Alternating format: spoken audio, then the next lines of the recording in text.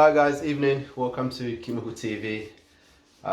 Thanks for joining those who are going to watch the video. Like I did say a few days ago, I'm going to start getting some content out there. It's been a long time coming. So this is the first of many videos. So I hope you guys can appreciate the effort I put in. You know, just like the video. If you dislike as well the video, I'm not going to cry about it. You know, it's all about opinions and everyone's entitled to theirs. So today we're just going to talk about a little bit about Conor Gallagher, because there's so many scenarios for me that's facing this situation in terms of him staying or going. But Stephen, if you want to kick it off and give your opinion in terms of if you think he's going to stay, where he's going to end up, and you know, that kind of thing, mate. Yeah, right.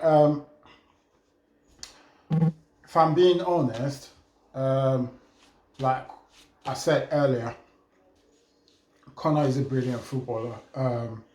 You know, if you need a player, you know, who will put in that 100% work rate, you know, if you need a player who you would run at, you know, your opponents, you know, press hard, you know, I mean, just put in that energy and commitment. I mean, he shows every time he plays, you know, for the team, it's obvious that, you know, he puts in his 100%. Yeah, 100%, yeah. You know, he plays his heart out.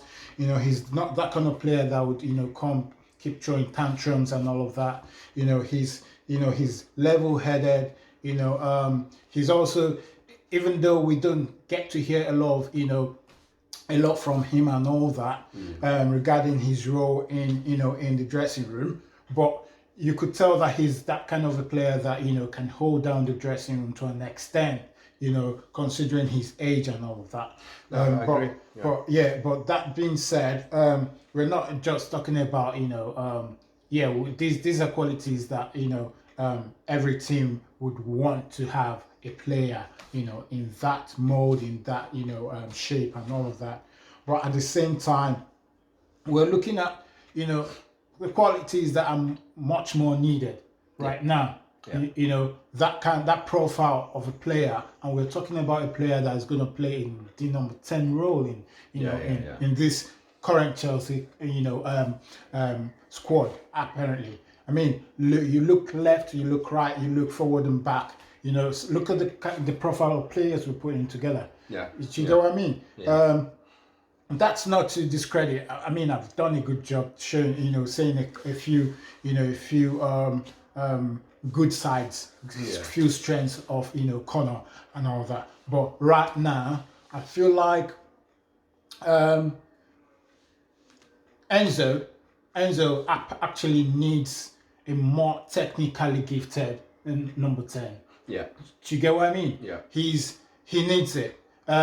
You're not going to ask him to come into, you know, Chelsea and start redeveloping Conor. I mean, we'll get to that in a second.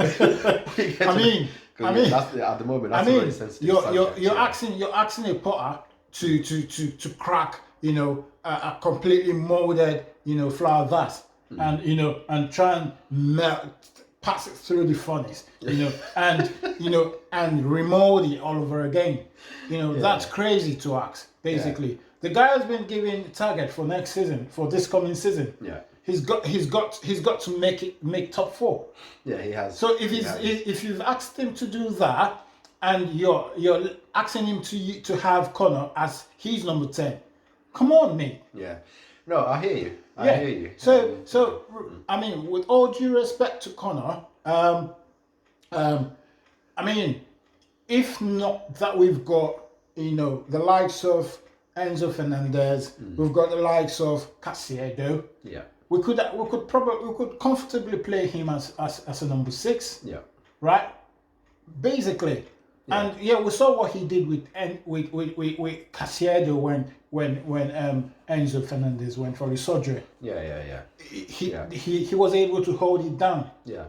But we're not gonna have a fit Enzo and a fit Caicedo, and we're benching one of them for Conor. No, you're right. No disrespect to him, but I agree. This is the reason why we brought these guys in, and we paid you know, British record-breaking prices for them. Yeah. Right. So for everyone's good, basically, it's for everyone's good. I'd be saying, I mean, I think it's time for us to lay to rest, finally, Connor's future at the end of the day. Yeah. Yeah, he's done a good. Yeah, it has to be. Yeah, it has to be resolved. I mean, It has to be resolved, he's done yeah. he's had an absolutely stellar season, with Chelsea, which has always been his dream. Yeah. He's always wanted to play for the shirt. My respect goes to him. He's gone out on loan, waiting for his time and all of that, and then finally he got his time. And he took it. This just ended season, and he took it. He took it Yeah. quite well. But we're just talking about a new coach has just come in, and this coach has got a philosophy that he needs every tool, proper Yeah. tool, round, pegs in the round holes, square pegs in the square holes, and just let him play out what he's got up there. Yeah. Do you get what I mean? Give him the players that can actually interpret and translate, his philosophy on the pitch, right? Yeah. And then see where we get, with him. And I think this is a time to come on a round table and have a gentleman's agreement with Conor. Yeah. And say, look, mate, we're not making this decision because we want to cash in on you. We could have done that last season. Which I think he's watched people going down the lines of. But I think people assuming that they don't want Conor Gallagher just purely based on they can get money for him. Yeah. You get what I'm saying? And just going back on what you said earlier, just about every manager, would lack his qualities.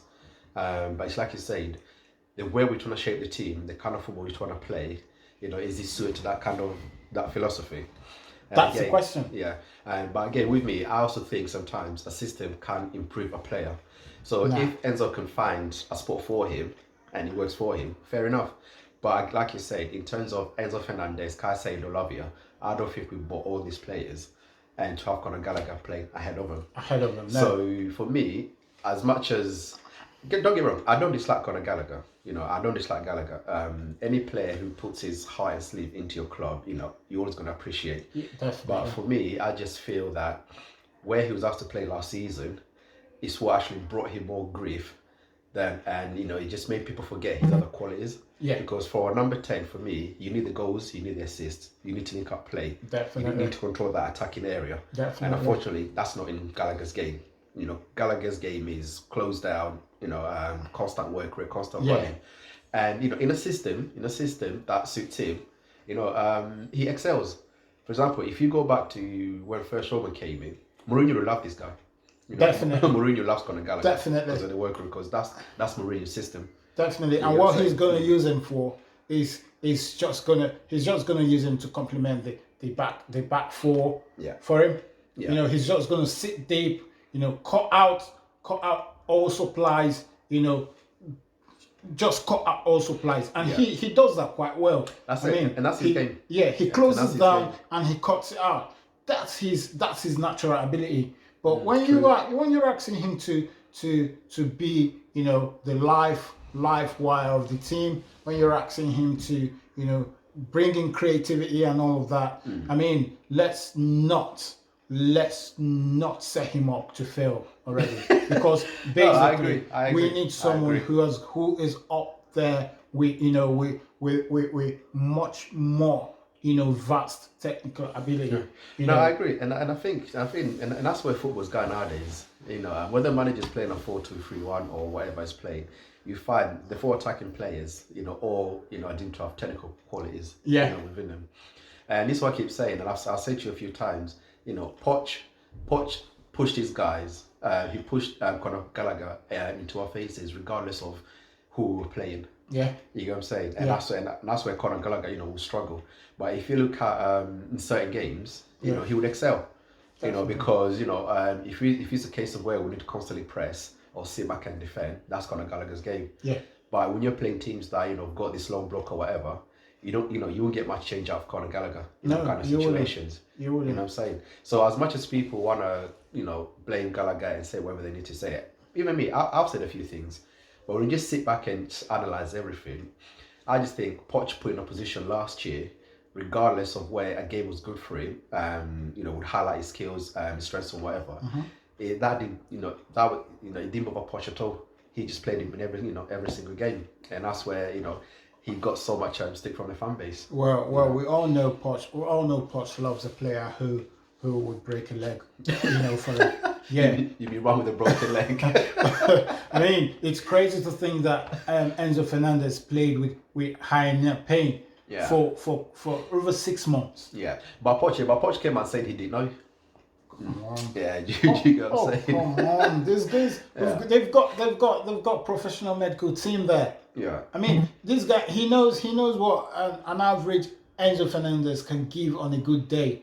Yeah. If he's not playing to his best, Poch should be on his neck. Yeah. And this guy should be telling Poch, hey, Gaffer, I've got. I mean, yeah. No, something. No, you something, get what I no, mean? Yeah, something definitely went on. I mean, something definitely went on. Don't play with our intelligence. Don't say, no, what I mean? 100%. You know, Yeah, something did happen. So yeah, and so at the end of the day, like I was saying about Conor, Poch loves that profile of a player. Do you get what I mean? So regardless of who the opponent is, he does not see himself not playing Conor. Yeah.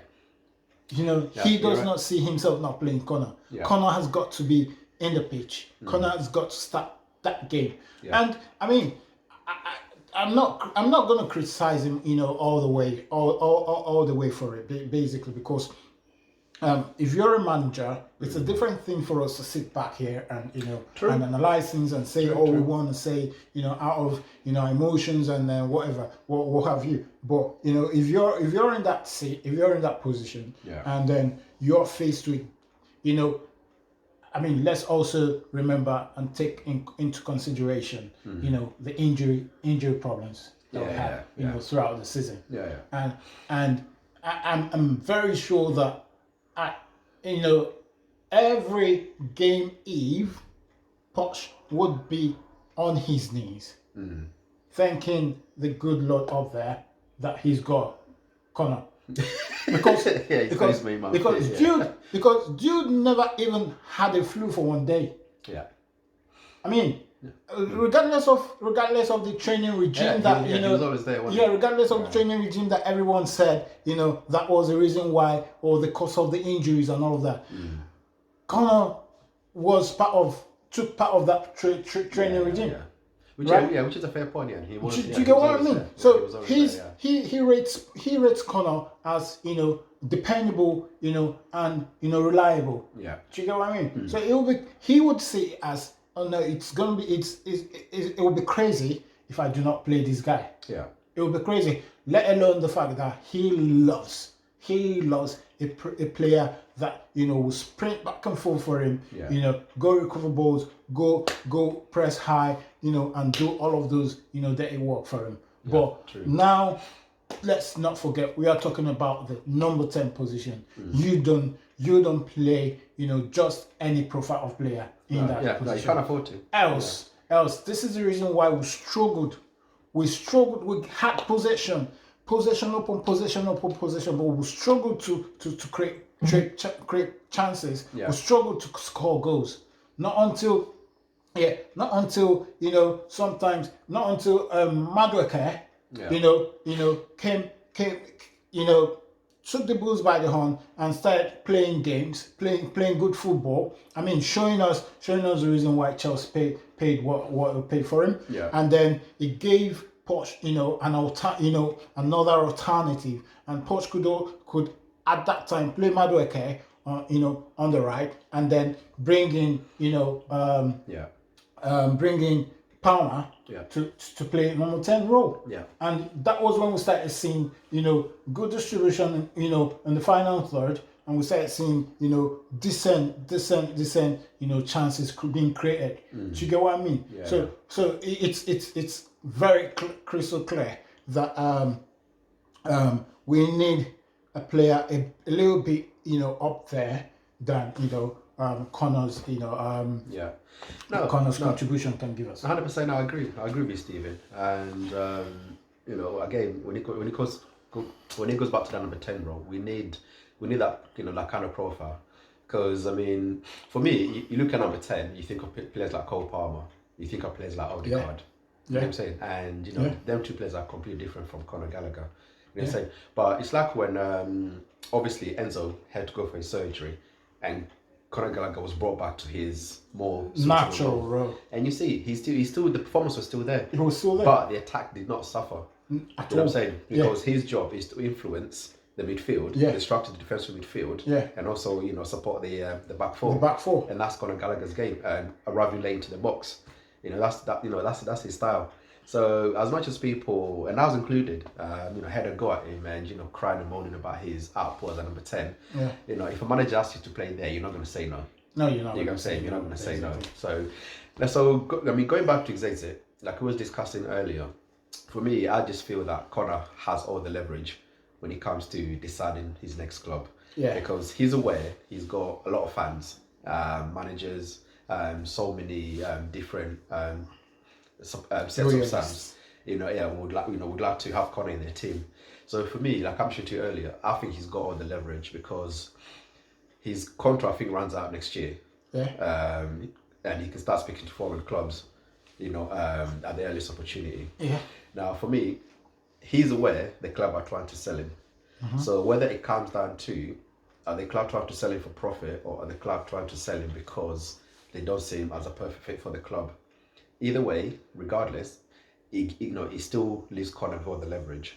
Okay, because he knows this Chelsea board ain't gonna allow 45 million pound to go. I mean, that would be crazy. You know what I'm saying? He also knows he's also not gonna allow this board to push him out to a club that he doesn't want to go. So So for me, I just feel he's gonna run out his contract and he's gonna have loads and loads of club after his signature, and he's gonna sit back, analyze everything, see what fits him, and he's gonna pick that club that he wants to go to. Because at the moment, if you look at the suitors, you go Aston Villa reportedly wanted the swap, so he can get Duran. People are talking about Crystal Palace. He go there. But in terms of what Gallagher has been playing this season and the stature of the club, I don't think he's going to go anywhere less than Chelsea. And people look at Chelsea and think, oh, you finished down there, but we're still a big club. In the sense of we're still going to try and grow players. So I think Conor Gallagher is he's going to want to go to a club that's in the Champions League year in year out, or he's going to want to go to a club where they still challenge for stuff. On a peripheral for European football. You get what I'm saying? So for me, I don't see him signing a new deal if he knows the club don't want to get rid of him. If the club wants to get rid of him, I don't think he's going to want to sign a new deal knowing he's not going to fit into the model they're trying to play. So for me, I just think he's going to wait out, run his contract down, and leave up on his own terms. Which don't get me wrong, I don't blame him. I don't blame him.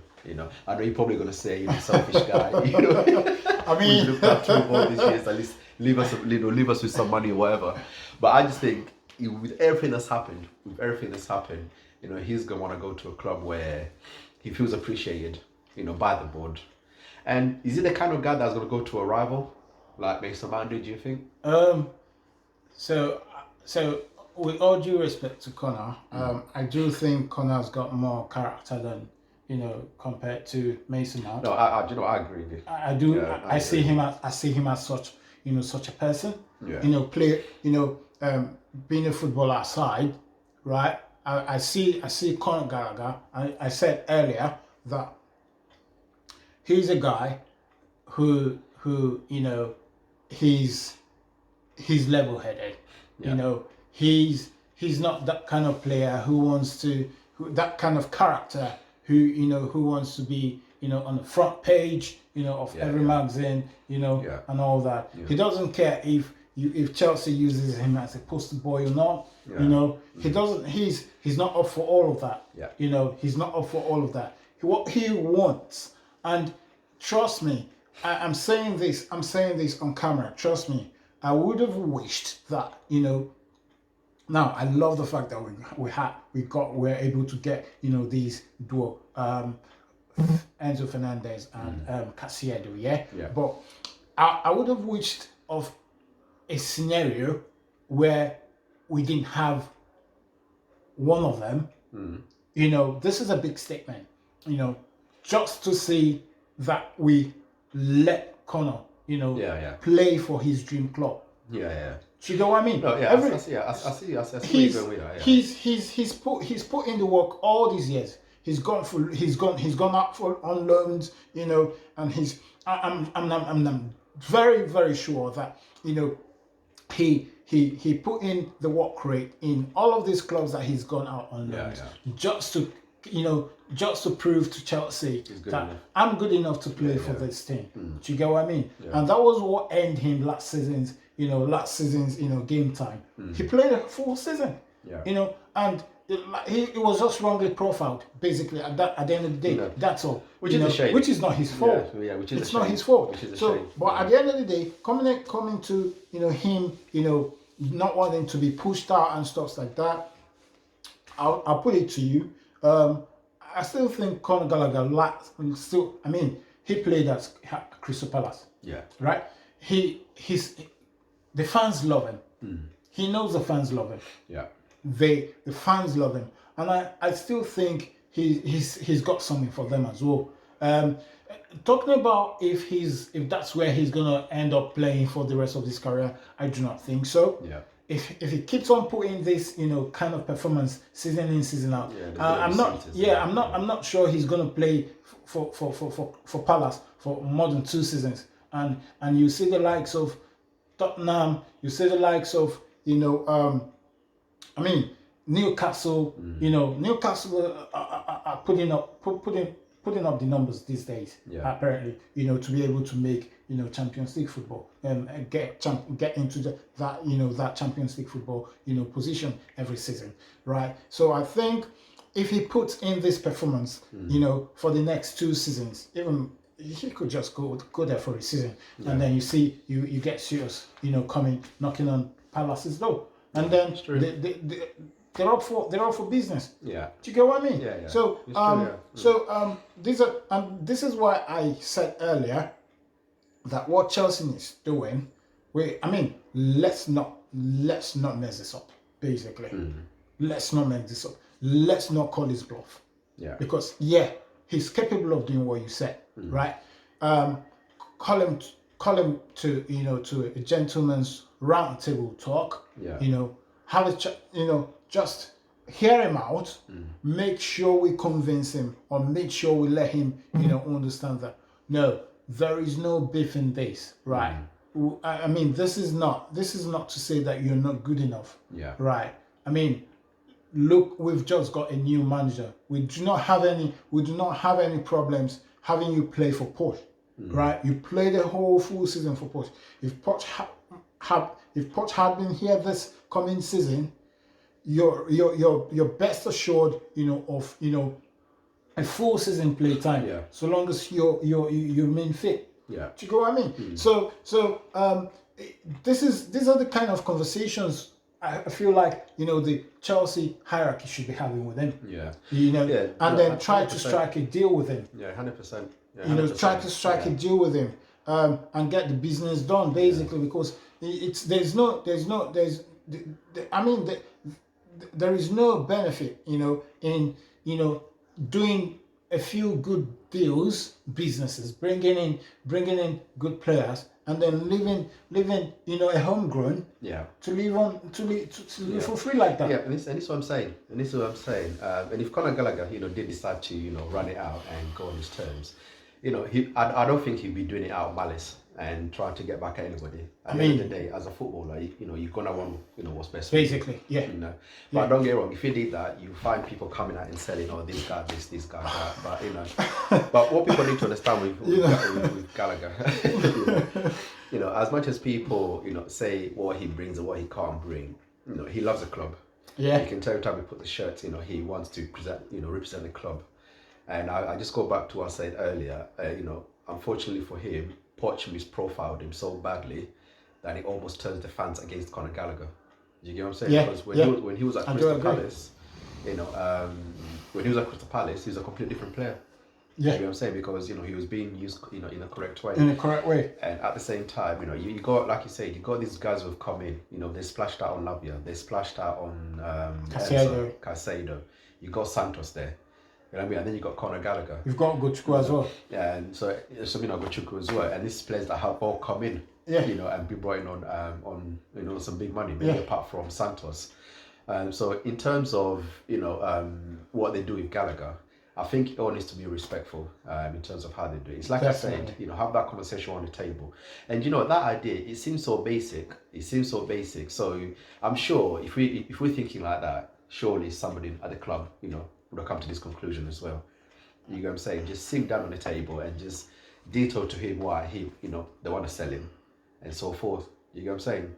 But like for me, like I said earlier, you know, if Enzo Maresca decides to keep him and decided to play in a role where Conor is going to excel, because I'm a strong believer in, you know, a system will always enhance a player's abilities. Yeah. Because if you play in a system where you need to keep possession, you don't need to do much. Once you get the ball, the next thing in your head is, where am I going to pass it? Yeah. If you've got players giving you options here and there, you don't have to draw too much. No, on the you ball. don't have to do too You know much what on I'm the saying? ball. And for me, a perfect example for that is if you look at Harry Winks, who's was that Tottenham player, that youth player. Yeah. When he was playing for Tottenham and playing for Leicester now, two different players, because he's under a system where, you know, that system is not, you know, he's not gonna you know, highlight his flaws, because all he needs to do is get the ball, release it, get the ball and pass it. Yeah. You get what I'm saying? Yeah. So if Maresca, you know, decides to keep him, you know, But I'm not going to cry about it. If they decide to sell him, I'm not going to cry about it either.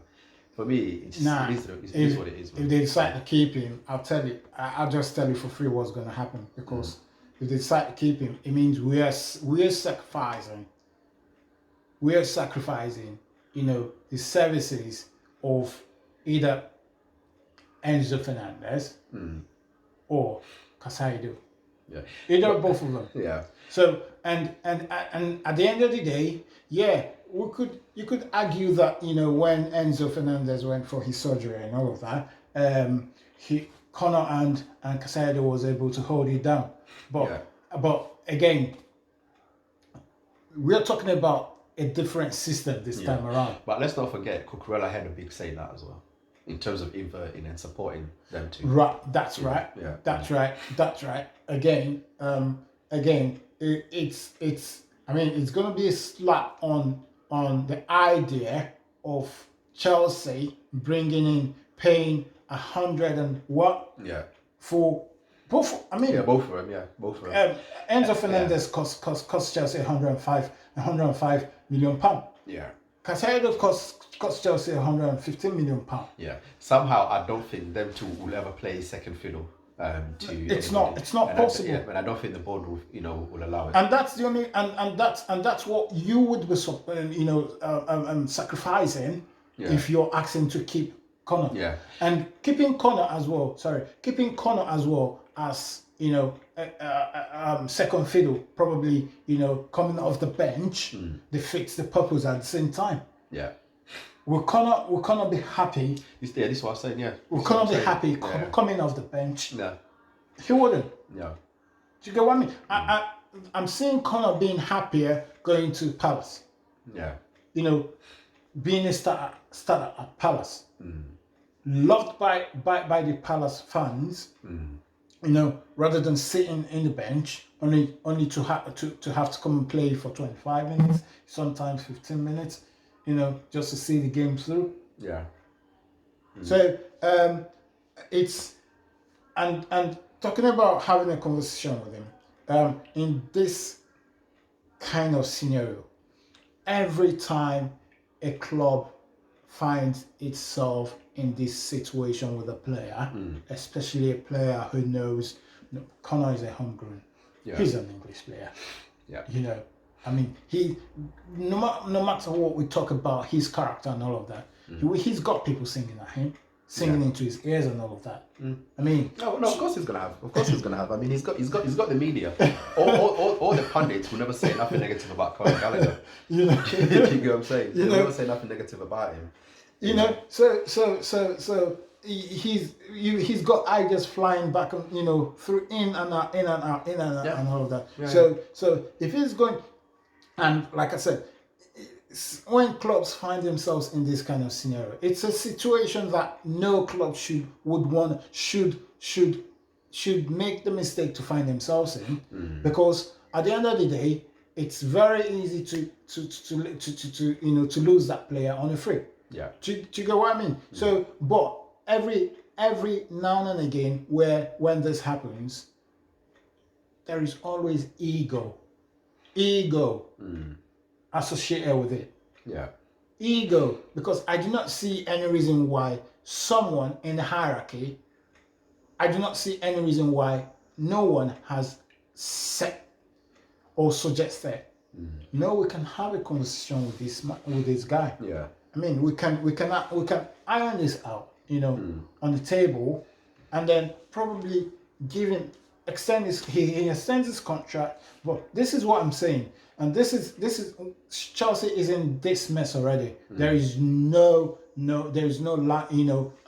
pretending, about it. Chelsea is in the mess already, because if if Conor is going to sign an extended contract, which he's going to demand for good wages. No, of course he will. Of course he will. If he knows, obviously it's all written all over the place. If he knows that, okay, they're only intending to extend his contract so that they're able to cash in on him. Yeah, retain his value.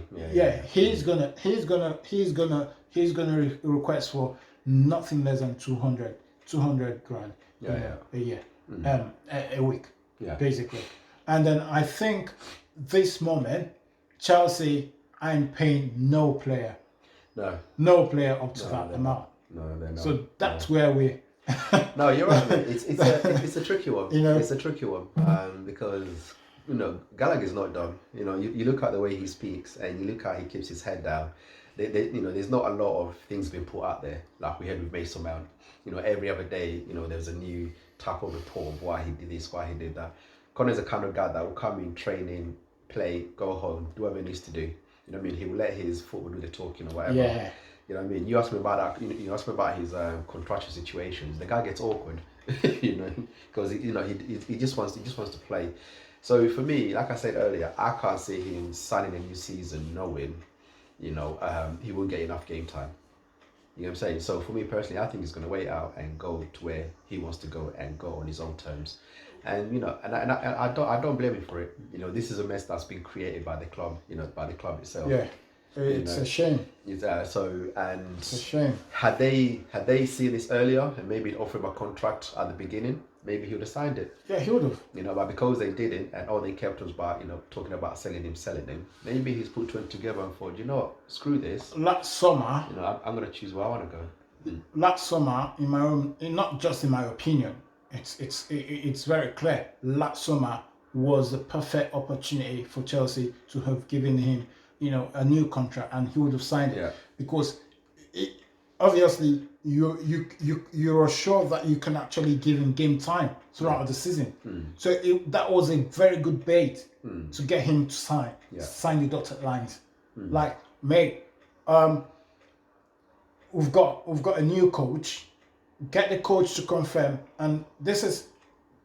I mean, Posh lacks his profile of player. That kind of profile of player, and Posh could have just confirmed to him, "I'm gonna play you every minute of the game. I'm gonna play you," and that would have been a very crucial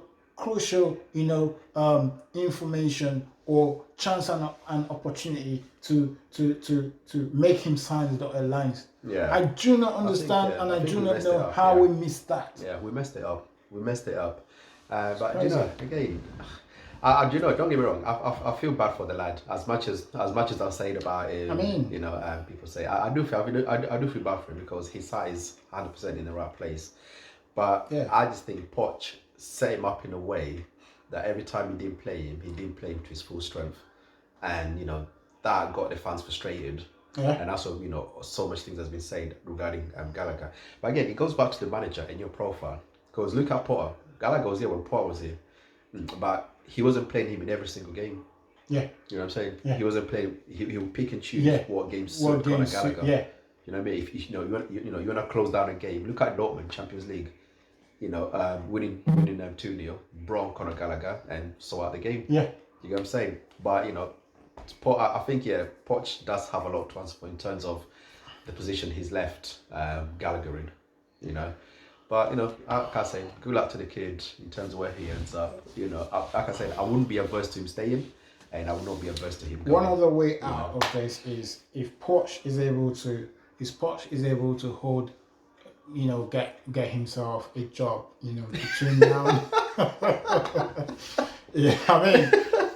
Yeah. Well, You know do not mind the way I put it. But I mean, if Poch gets a job between now, you know, Yeah. and Yeah, before before the new that was before his the first new signing, season, wouldn't it? yeah, Yeah. Poch is gonna you know come calling.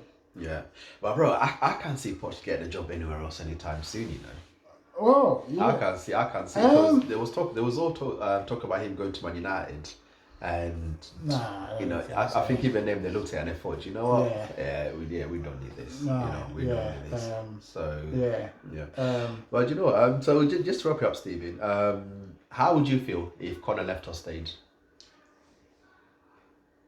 How would I feel if he left? Yeah, or stayed. Yeah, Right. Okay. I'm of the opinion that we do not. I mean, I'm of the opinion that Chelsea, at this point, looking at the players that we've got, you know, in that role that Conor, you know, would flourish in. We've got enough players. Yeah. We've not got an extra room. Yeah. Don't get me wrong. He's not the worst of them in there, No. but he's worked himself up, you know, to a level where, you know, it's only fair to play him. Yeah. But we cannot afford to play him. Yeah, it's true. Do you get what I mean? So I understand that, for this reason, I'm of the opinion that, you know, he needs to go find, you know, where he can play, you know, football on a regular basis. Yeah. Do you get what I mean? Yeah, no, I'll be happy. I'll be happy if that happens. On the flip side, if he stays, I might be one of the fans who will be sat on the sofa cussing. I remember. It's not the kid's fault. He's been asked to play. You know, he's been asked to play. It's not his fault. Yeah, it's not his fault. It's not his fault, basically. So I'll have the manager's head on the chopping board because he should be making a bold statement right now. He should be making a bold statement. No disrespect to this man, you know, but I don't think I've got room for him. Yeah. Do you get what I mean? Yeah. That's what I'm saying. Yeah. No, 100%. And that's what I said earlier. You know, it needs to be done respectfully. It can't be a situation where, you know, Conor doesn't sign a new deal and the board goes to the manager saying that even in training, don't let this guy train with the first team. Let him train by himself. Because there's been situations like that. So I just hope, regardless of whether he stays or not, everything just needs to be done respectfully because it's clear Conor respects and loves the club. Yeah. So I think it's only you know he gets that back. Yeah. So I think, I mean, it needs to be handled with a lot of respect. That's what I'm saying. So I think, there need to be that discussion of where, you know, there's clear ideas of where both parties, you know, want to go, or most importantly, you know, want to end up. Yeah. Do you get what I'm saying? Yeah. So, you know, with all that being said, you know, if he decides to stay, you know, good luck to him. If he goes again, good luck to him. Yeah. It is what it is. You know, as supporters, we can only support the club. You know, it can't be a situation where, you know, we support players above or what's best for the club, you know, and so forth. The club always come first. Yeah. You know, so if it's a case of where the clubs decide, okay, he's gonna go, you know, do it respectfully. You know, if you can't get rid of him because you haven't got people who want him to buy, because there's people out there who knows he's got 1 year left. We're not gonna pay that price. You get what I'm saying? So be prepared as a club to accept that he's gonna run down his contract. He's gonna go on a free. Because at the end of the day, you know, as a footballer, you want what's best for you. That's a clear possibility. You're going to be pushed up to somewhere you don't want to go. You get what I'm saying? So with all that being said, guys, this has been very enjoyable to get back on this. There'll be more content coming out. For sure, Stephen will be joining me. You know, apologies, I didn't even do introduction in the beginning. This is Stephen. But what I do, I will drop. He's active on Twitter. We do engage quite a lot. So I'll drop some handles below the description, so you know where this content's coming from. It's just not from baseless people. It's people who do support Chelsea. Yeah. And at the end of the day, just want what's best for the club. Definitely. So with all that being said, guys, take it easy. Please drop a like on the video. All opinions count, whether we agree with it or not. It's what we're here for. Yeah. So, peace, man.